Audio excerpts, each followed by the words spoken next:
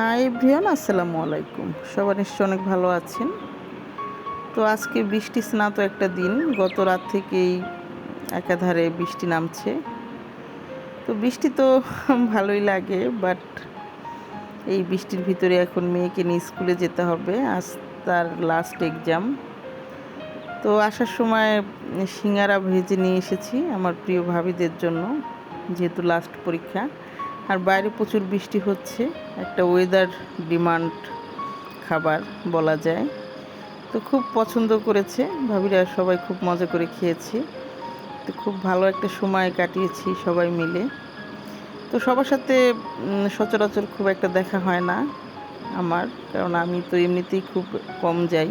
Maximum ডেতে তো আমার ছেলেই আনে স্কুল থেকে। তো মাঝে মাঝে দেখা হয়, তো পরীক্ষার জন্য আর কি সবার সাথে দেখা হয়েছে। তো খুব ভালো লেগেছে, আজকে শেষ।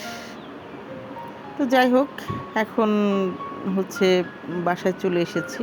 এসে তো খানিকটা রেস্ট, খাওয়া দাওয়া, একটু চা খেয়ে নিয়েছি। তো তারপরে তো রান্না বান্না করতে চলে এসেছি। তো আজকে যেই ওয়েদার, তাতে আসলে খিচুড়ি খুব ভালো যেত।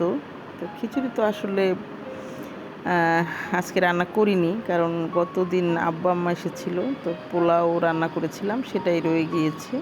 তো এই জন্য আজ আর খিচুড়ি রান্না করলাম না। তারপরে তো ফাঁকে ফাঁকে টুকটাক কত কাজ। আর কাঁচামরিচ হচ্ছে একবারে অনেক আনি, কারণ আমি তো ইদানিং কাঁচামরিচের তরকারি খাই। তো দেখা যাচ্ছে অনেক আনলে একটু গুছিয়ে ধুয়ে মুছে রাখলে বেশ ভালো থাকে, পচে না সহজে।